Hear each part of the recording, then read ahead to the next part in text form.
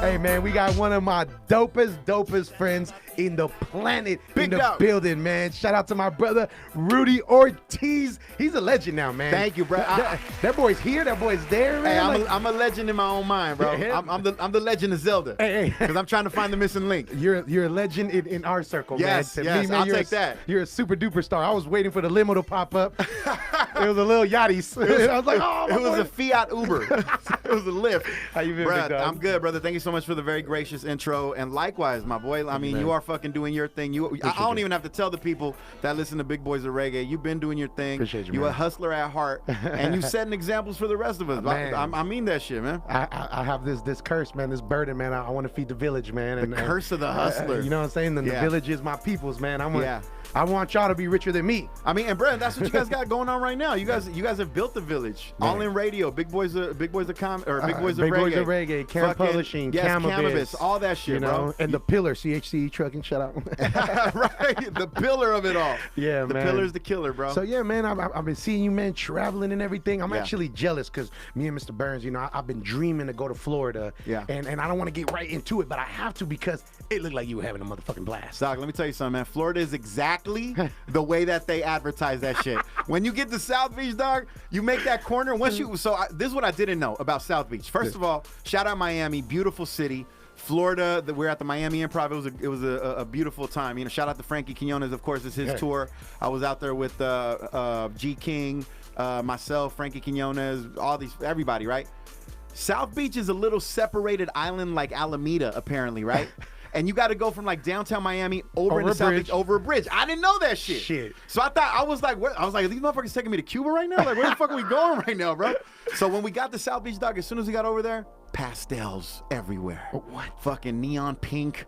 Fucking teal, everything was neon green. It had that vibe, dog. Man. 8 o'clock in the morning, I'm trying to have breakfast and this fucking reggaeton in my ear. Oh my God. I swear to God, man. I always picture everybody pulling up in jet skis, no matter where you're at. Even on the, like every time I see something on TV, I was like, damn, I just picture 15 motherfucking hood motherfuckers just pull up in jet skis. Kawasaki gang you up in this motherfucker. motherfucker. Sea-Doo, brother. Sea-Doo, man. Sea-Doo, that's Sponsors, right, Sea-Doo. So how's the tour going, man? I see you traveling like crazy. That relationship with Frankie, man, just took off for you, man. Congratulations. I still see you doing stand-up left and right. Of course. But I see you traveling like crazy, man. How's that going? Man, it's going phenomenal, and yes, definitely shout out to Frankie Quinones because I've known the man for a long time, but you know I've been working with him on the road for like the last 4 or 5 years. But recently, so much shit took off for him, so we just get a chance to be there with him by his side and just watching his ascension.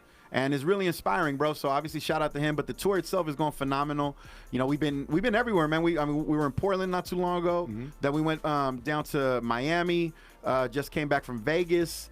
Gonna hit up San Luis Obispo, the whole Monterey area in a couple of weeks and stuff. So I got no complaints whatsoever, man. And we just getting this opportunity to go out there and just share our laughter, our joy, our jokes and shit. I can only imagine. It's a beautiful thing. The writing sessions. That shit's got, I'm pretty sure you guys pee on yourselves all day long because I could just see you going off and then I could see him going off and just bouncing off. Have you guys had those where here, bro, use this joke, but I'm gonna kill him? I'm telling you right now, man, the realest times and the funnest times when you're with other comics, and this is no exception when I'm on the road with Frankie, G King, even when it was Chris Estrada and just any comic that has come through, right? The funniest times in the quote unquote writing sessions, it's not even pen and paper involved, man. You just chilling in the car, waiting to go to the next hotel or on your way to dinner or coming back from whatever, and just in the car, in the Uber, talking shit for a fucking 30, 40, 45-minute drive. That's the shit right there, bro. Man. That's the dream that I didn't know I was dreaming before I started going on the road and doing this type of shit. Like, that's really where like the comics say, all right, I fuck with you. You know, this is what we doing. We chopping it up. We talking shit.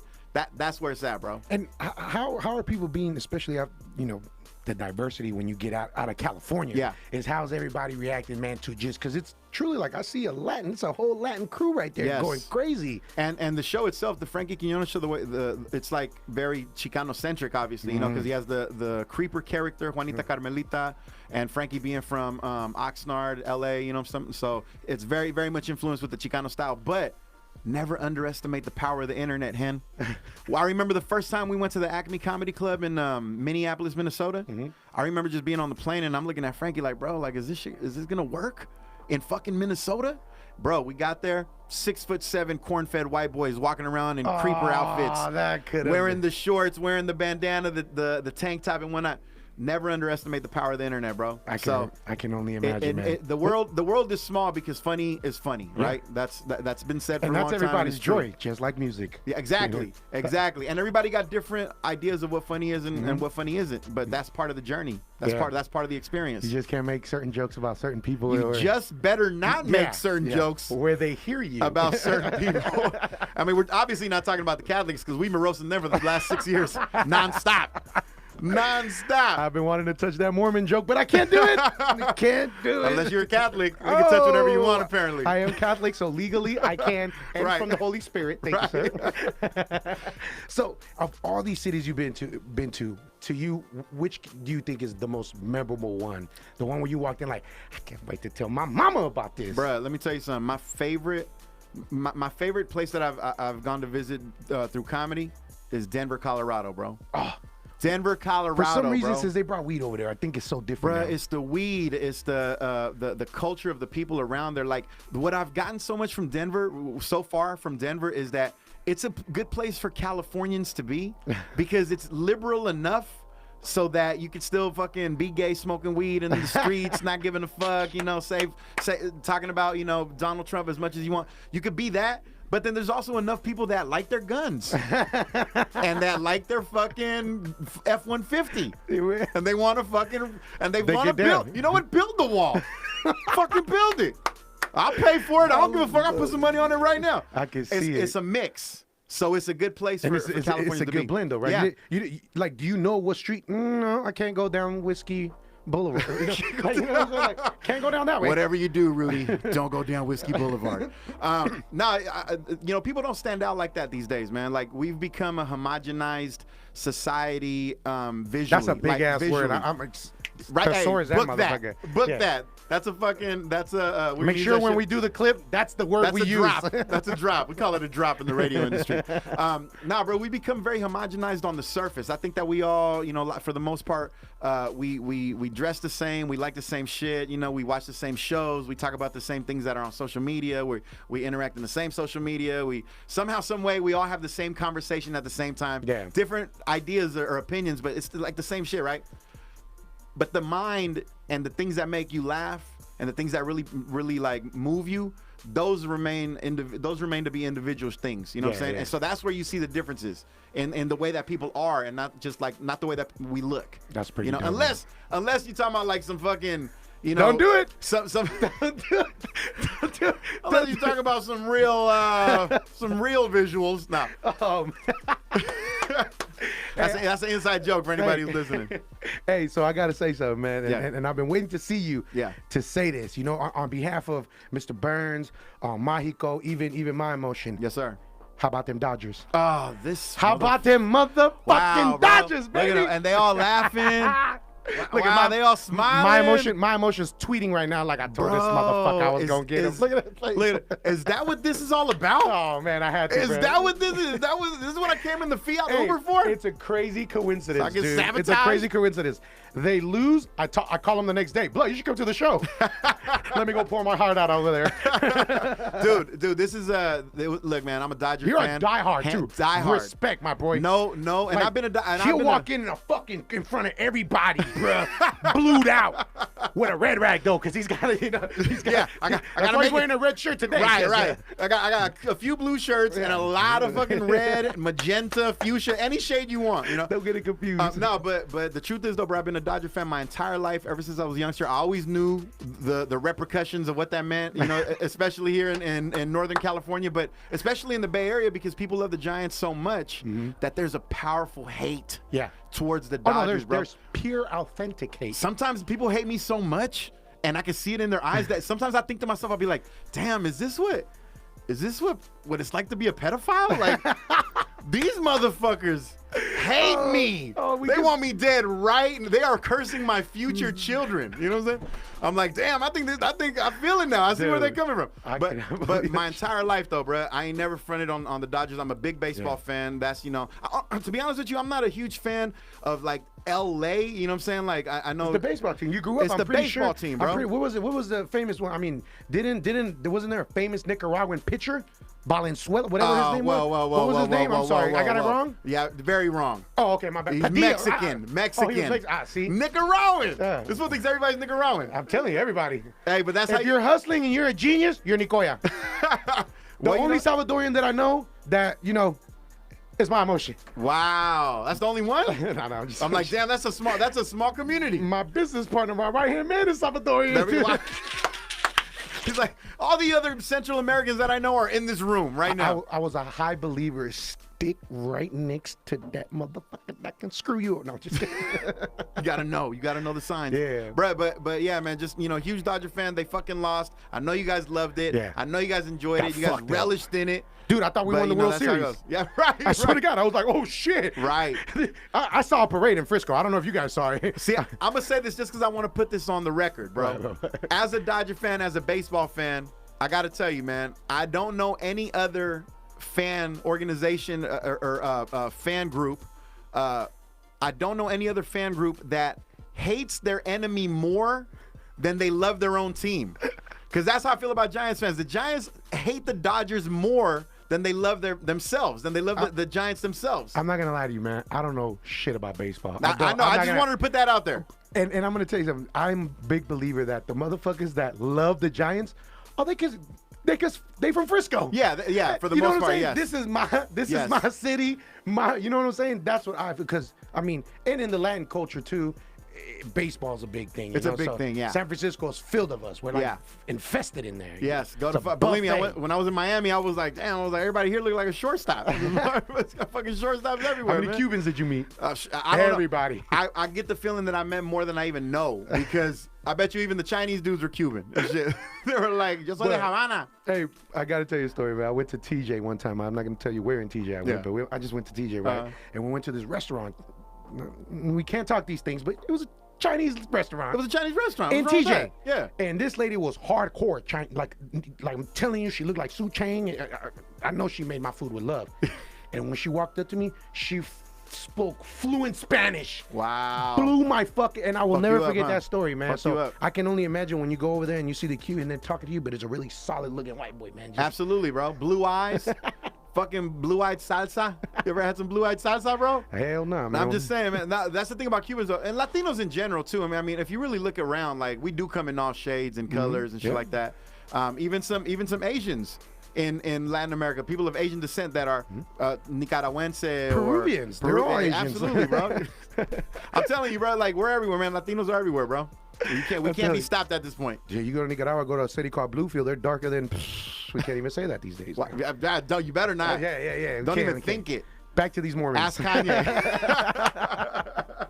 So, how's the radio station going, man? I see you're like what every day on there? We're every day, bro. Fresca and me, man. Yeah, so Fresca and Rudy in the morning on KBLX 102.9. If you don't know, you guys have such a great vibe together. We do, bro. The chemistry is so cool. Man. Yeah, bro. That's my folks. And here's the thing, bro. Like when you spend so much time with somebody, because you really do end up like that does become like your family because you see them so often. Wake up in the morning, you're there. Usually the first person I ever have a real conversation with every day, almost. You know, you're with them for like 6-7 hours, like. You build a bond. You build a friendship, And Fresca's cool, bro. Like she's been doing radio for a long time. She seems hella cool, bro. She's the homie, man. Yeah. For real, bro. And she's cool as fuck. And she got her head on straight. And she's good people, bro. So the vibe is there. Here's a suggestion, just like a little, something I could throw out there is your guys' videos that you guys put on your IG. Yeah. Your guys, I don't know if they're planned or they're not, dude. Those are classics right there, bro. The videos? Yeah. Like the videos? Dude, I think they're dope. Like, especially when you're sitting there talking shit through the glass. Right. And she's doing her, dude, all that content. I'm telling you, guys got a sitcom right there, bro. Just kill it, man. I mean, you know what, man? Here's the thing, bro. Like, in radio, I've been, it's interesting to see the way that radio has evolved, because now social media plays such a heavy role in it. And it's so funny because, like, social media is really pulling away from all the mediums. Yeah. Radio, TV, the movies. everything is done through social media, and it's like now, in order to maximize the people hearing us on the radio, we gotta address them on social media. Yep. It's a trip how like the power has shifted so fully. You know what I mean? Do you social media? I mean, so to the point, you guys are here doing this, and this is the wave. Yeah, it's through so it's through off the extra the airwaves, the extraterrestrial airwaves. Once you're off that, it's like the sky's the limit. Exactly, and especially when you get into this world of the .com world or you know the podcast, anything is you can hear it anywhere now. Right. But I've noticed a lot more is people, especially when COVID hit, is a lot of people love the content. Absolutely. They love seeing who's talking. But I can only imagine back in the days, you know, Burns' time and My Emotions time, where you know TVs were black and white. You know, there was no color TVs and the dial, you know, you'd have to hear a bunch of static.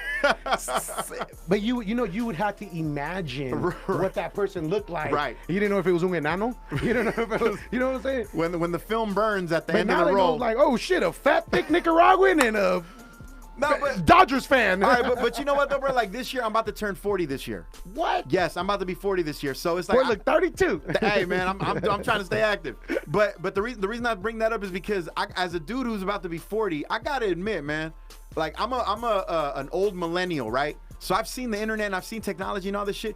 You know, the reason motherfuckers can't keep up is not necessarily because we're old. It's because shit is changing so fucking fast, bro. Yeah, man. I can't. I just got used to Windows 99. They fucking making a new one every 11 months, dog. I can't fucking keep up. So it's just the technology moves so fast, and you know, some of us that aren't like tech savvy, we're like, fuck, man, hold on a second. Like, let me fucking, let me catch up to you on that. That's how I feel about the music industry, man. You see that? There's a rapper every single day. Every single day, a new rapper pops up. I can't. It drives me crazy, man. But here's because it's whoever can bark the loudest. See, I consider the dude that can post the most and talk the most and communicate. I call that barking. Yeah. That's the key into marketing anything you do. You know what I'm saying? It could be the most dorkiest song in the planet. Right. And as long as that boy captures one thing and keeps barking, it's over, man. It is over. But does it remain? Is it something that can last though? Because I think the flip side to that is, okay, this dude is the barker. This guy may not bark, but this guy makes longevity. He's got like material and content with substance. Yep. So I feel like that's gonna last in the long run. The barker can continue. Now, if you can do both, more power to you. If you only bark, you know, more power to you too. But just, you know, hopefully you got something to offer in the long run.